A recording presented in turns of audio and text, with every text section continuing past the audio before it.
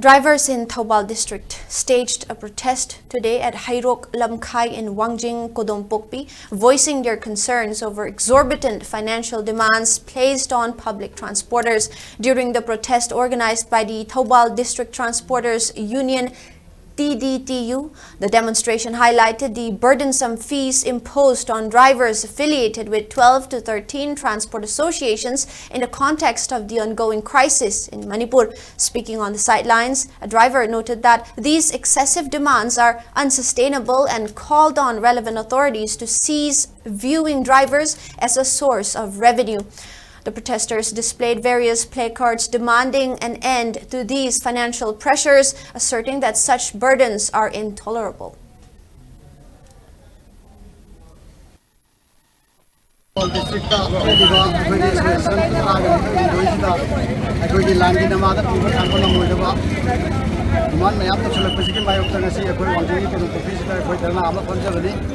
Ramaduna kogi lebaki irrigation law singa kogi music sinja kogi transporter da bukan nama angkung nama jogo dimana sih kogi kanu